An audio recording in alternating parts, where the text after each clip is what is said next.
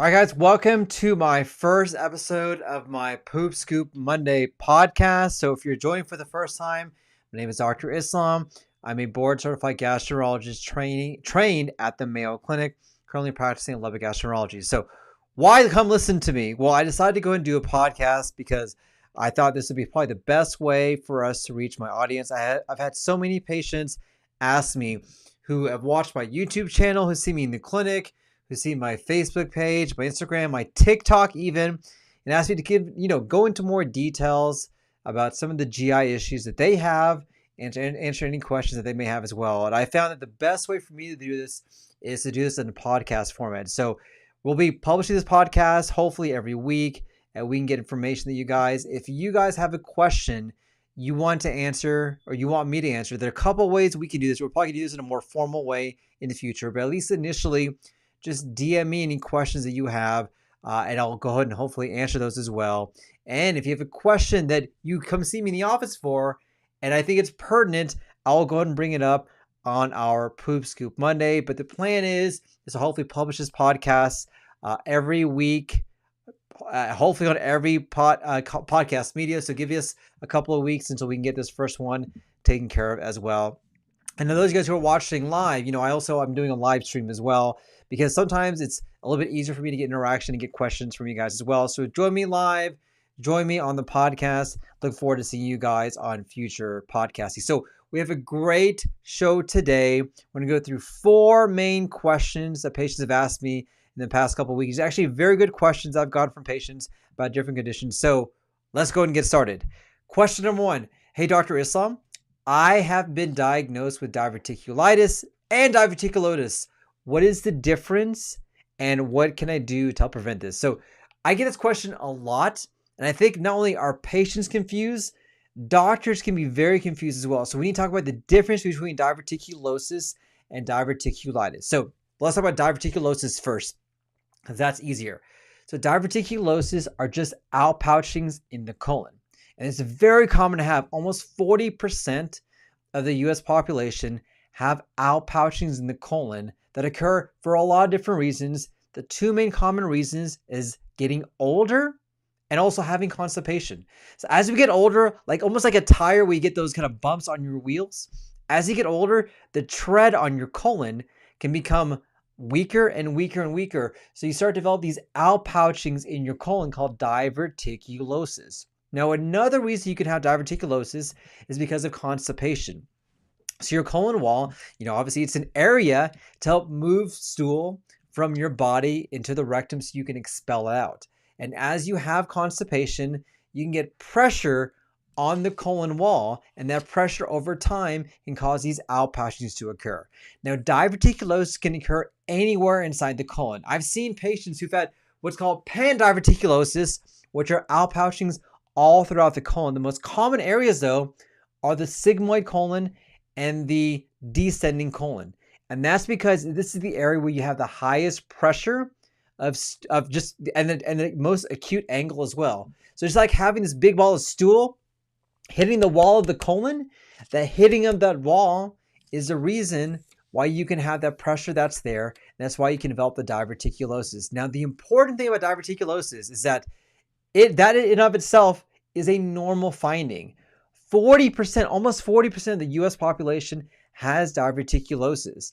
And in most cases, it does not cause any symptoms, especially if you don't have anything worrisome for that. So I have a lot of my patients that get really worried that they have diverticulosis in their colon, that it may lead to diverticulitis. Now, it can do that, but it's not commonly for that to be the case.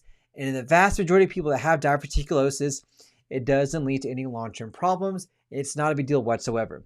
This is very different from a condition called diverticulitis, which is inflammation of those pockets. So anytime you see a medical term with the last part, itis, that means inflammation. And so diverticulitis is inflammation of the diverticulosis. So how does that occur? People used to think it was related to seeds, nuts, popcorn, things like that. But more and more studies have shown this is not the case. And he stressed that because so many patients and so many doctors tell each other and tell patients you need to avoid things like seeds, nuts, popcorn, berries. And there's actually no evidence that this actually makes diverticulitis worse. So what I tell my patients is that if you enjoy that, go crazy. It's not a big deal. It's not going to make it more likely for you to develop diverticulitis. So how do you diagnose diverticulitis? You have to have a CAT scan to diagnose this. Very important. I tell my residents and fellows this is not a clinical diagnosis. I can't feel your belly, feel pain on the left side, and say you have diverticulitis because it involves a CAT scan. It is a CT-based diagnosis. Now, on the CAT scan, we can see evidence of diverticulitis, inflammation, what it's called fat stranding, and things like that. But it's not a clinical diagnosis. So if I see somebody in my office who I think has diverticulitis, I will get them a CAT scan so I can confirm my suspicion. Now, there are a couple of symptoms that would make it more likely for us to think that you have diverticulitis. So because it's an inflammation, what are you going to have? You'll have pain. You'll have fevers. You'll have chills. That is the sign of an inflammation. Maybe your white count may be high. Typically, you have pain on the left lower quadrant called the sigmoid or the descending area. If I see this in a patient, I will go and get a CAT scan to confirm my suspicion. Now, if we see diverticulitis on the CAT scan, we can sometimes treat this as an outpatient, and in most cases we'll give you 2 courses of antibiotics. Typically, it'll be Cipro and Flagyl, which are 2 different antibiotics that treat different bugs in the inflammation. The important thing about diverticulitis is that you need to make sure you have dual coverage with treatment. So your doctor typically needs to give you 2 antibiotics to help control the inflammation. And then over time, it should get things better. Once you've had diverticulitis, guess what? We need to answer the question, why? Why do you have diverticulitis? What happened? Now, the most common reason to get diverticulitis, once again, is not food. Food doesn't cause it, but sometimes there could be something growing inside that colon. So things like polyps, ulcers, maybe a condition like inflammatory bowel disease, or something even bad like cancer. I have had patients who were diagnosed with diverticulitis based on the CAT scan, and we found out later on that diverticulitis was the presenting symptom of a colon cancer. And so because of that, because of this question about why do you have diverticulitis, what do we have to do? We typically have to do a colonoscopy about 6 to 8 weeks after the episode of diverticulitis. Why do we wait? Well, the main reason why we wait is because when you're actively inflamed, if you actually take a look with a colonoscopy during the setting of inflammation, you actually can cause a serious complication of causing a hole inside your colon, which you don't want, I don't want, nobody wants. So you typically wait about 6 to 8 weeks after you've had the episode of diverticulitis to see exactly what's going on. Now, a very common question patients have for me is, all right, doc, I've had diverticulitis once. What are the chances I'll get it again? And the chances are there, but typically it can range between 10 to 20% depending on the studies, which means in 80% of the time, it will not come back. And that's a good sign for you, because if you've had diverticulitis, I don't want you to be constantly worried that you're going to get an infection again to make things worse. Now, there are a couple of things that I always tell my patients what to do to make sure it doesn't come back. So number 1, get your colonoscopy, because we need to find out why you had diverticulitis, that we can investigate what's going on. But there are certain things that can make diverticulitis worse, that are known triggers, and that can make it have it come back. Here's what you need to know. So we know that a diet that's high in red meat will make diverticulitis come back. So you need to avoid high red meat. A lot of beef, a lot of pork, don't have that. These foods have been shown in clinical trials to make diverticulitis worse. Number 2, taking anti-inflammatory medications, things like Aleve, naproxen, Advil, Motrin. These have been shown in clinical trials to make diverticulitis worse. Number 3, smoking. Don't smoke. It is 2024. There's literally no reason for you to be smoking, but there's evidence that smoking can make diverticulitis worse. And then lastly, a diet that's low in fiber can make diverticulitis worse. So what can you do overall? Have a high variety of plants and vegetables with low meat, don't smoke, and don't take anti-inflammatory medications. This is kind of the secret sauce to prevent diverticulitis from coming back. But some people still get recurrent diverticulitis, and we don't know why. You can do everything right and still have it come back. In that setting, it may be worthwhile for us to have you see a surgeon so we can see exactly what's going on and find out exactly if there's something we need to remove, resect, or get things taken care of for you. Diverticulitis and diverticulosis are very common conditions to have, but I don't want you to worry about it, especially if you have diverticulosis. Not a big deal, no one cares, but it's the diverticulitis you kind of have to keep an eye out for, and this is something we can use to hopefully get things treated and get things taken care of for you. All right, question number 2. Hey, Dr. Islam, I've been diagnosed with fatty liver disease. What do I do? So I love this question because fatty liver disease right now is the most common cause for liver failure in the United States. It's crazy. In the past, it used to be hepatitis C. In the past, it used to be alcohol. But now, it is literally getting fat around your belly that is causing people to lose their liver and develop liver failure or cirrhosis. So how do you know if you have that? The first thing you have to do is that you have to have a high clinical suspicion of having this disease. How do you know? So, and I see somebody coming to my clinic, I can see, all right, you are at risk factor developing fatty liver disease. You're obese, but also your obesity is around your belly. You have central obesity. You have diabetes. You have high blood pressure. You may have high cholesterol as well. These are a constellation of symptoms in this condition called metabolic X or metabolic syndrome, which puts you at higher risk of developing all these diseases related to obesity. But you also may have heart failure. You also may have other obesity-related issues that are going on. So when I see somebody who's big, overweight, has maybe blood pressure issues, in my mind, I know that they have fatty liver disease, and we need to find out what's going on. So what do? The first thing we do is that we want to screen patients for this condition. We'll do a simple blood test. Something called a CMP will give you all the testing that you need, the basic testing for your liver. So we can check for your liver numbers. We can check for the ALT, the AST, what's called the bilirubin, the albumin, and the INR. These are things that I look at myself to see, is there something going on in the liver, and is the liver working correctly or not? This is kind of the screening test that we use.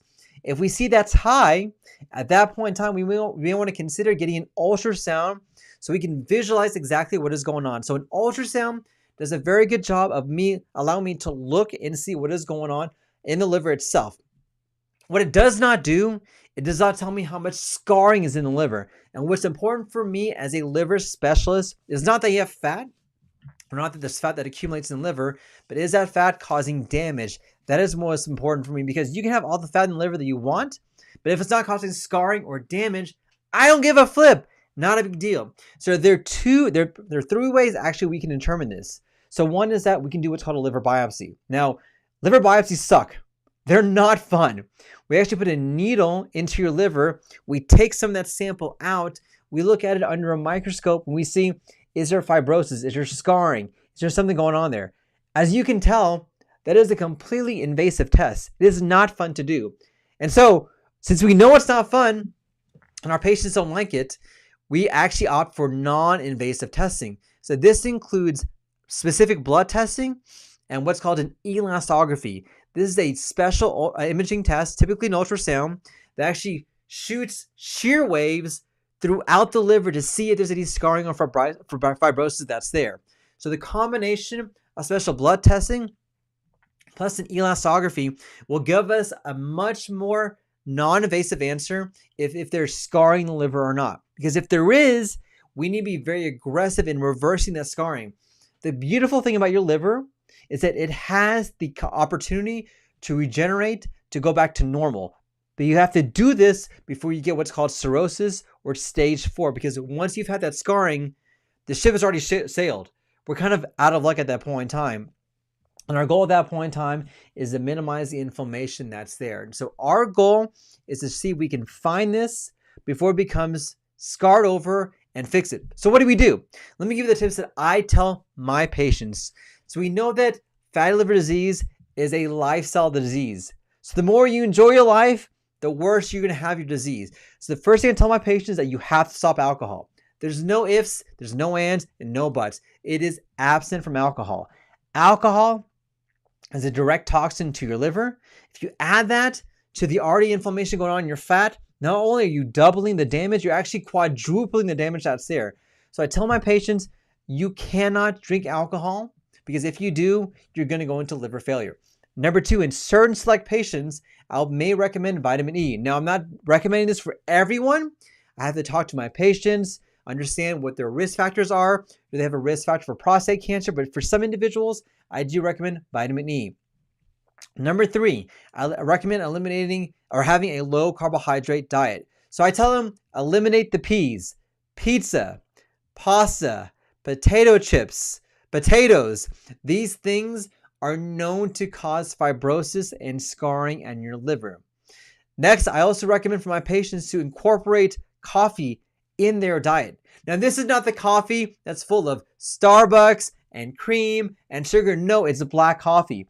2 to 4 glasses of black coffee per day has been shown in clinical trials to actually reduce the inflammation in your liver. And then also I recommend for my patients to add in fiber. We're seeing a lot more evidence of fiber playing a role when it comes to managing fatty liver disease. So I really recommend this for my patients.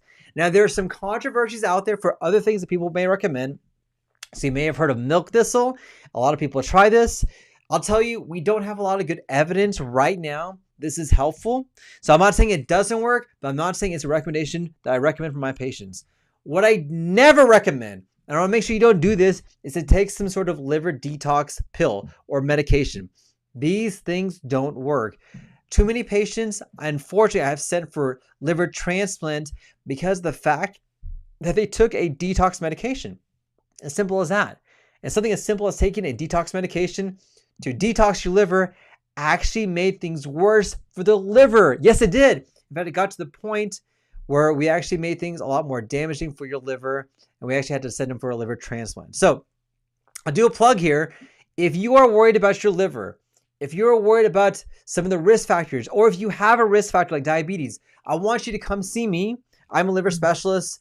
I can treat this. I do this every day. That way we can give you our dedicated plan to get your liver taken care of, find out what is going on, and hopefully get a better answer for what we can do to help out when it comes to issues concerning your liver. All right.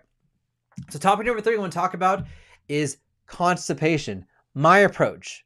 So I know that constipation is a pain in the butt.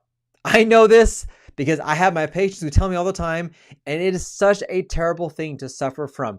It is not fun to be constipated. You know it, I know it. But so many of my patients are trying to fix their constipation naturally, which I applaud them, but that is not the right approach I want you to do. So here's my approach when it comes to constipation. The best analogy that I have is like you have a dam locked up, or you have just like a train just sitting there and nothing is moving.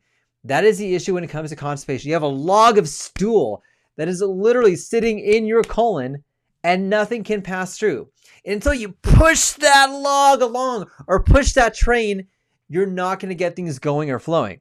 So instead of recommending diet and lifestyle first, I don't do that.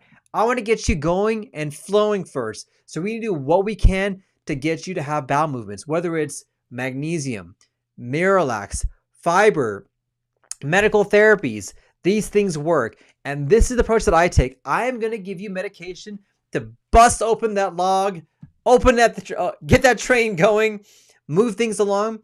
And once we get things going and flowing, then we can start to introduce lifestyle changes, supplements, natural options. If you do it the reverse way, it's not going to work. Now, I know my patients and you guys don't want to be on medication. That's fine. I understand that. I respect that. But when it comes to constipation, I have to get you going and flowing first. I have to, because if I don't, no matter what you're going to do, the lifestyle changes will not work. And for some people, taking daily Miralax, yeah, it works. Do it. We'll get you going, and then we'll add in lifestyle changes. But for others, maybe we have to call in medications for you that are prescribed. And that's okay, because the whole goal is to get you going and flowing. And then once we get you going, then we can start to introduce lifestyle changes to improve your symptoms, get you feeling better, and hopefully manage your constipation naturally. Now, what I stress to my patients is that not everyone is going to be fixed on a natural route. That's just the way our body is. There are some people who have to be on medical therapy, and that's okay. That's not a big deal. It doesn't mean anything is wrong with you or anything is wrong with your colon. That's just the way your body is made. And so what I do is I get you on, I get you going whatever way we can. Once we get you going, I'll start to introduce lifestyle changes. I'll introduce medical or dietary options, supplements, things like that. And then we have the potential to back off medications after that and just seeing how you do. And if it works, great. I'm happy. It's good for you. If it doesn't work, it's not a big deal. Maybe you're one of those in which we could not respond directly to hopefully get your bowels going and to get you feeling better. This is my approach when it comes to constipation. And I've found that for a lot of my patients, it can get them flowing and going and get them feeling better a lot more effectively as well. All right, perfect. All right, guys, perfect. All right, I think we went through a couple of good questions today. Let me see. All right, perfect. So I want to thank you guys for joining me today. And so what we're going to do is that don't forget to tune in to my podcast. If you have questions you want me to answer, go ahead and send them our way. If you have a question that you want me to answer, the best way to do it is send me a DM. We'll have a more formal way of doing that. And as always, if you have a question for me, don't forget to subscribe to my newsletter. Come see me. And guys, don't forget, let's talk about poop. Hope you guys have a great and happy day. Thanks and take care.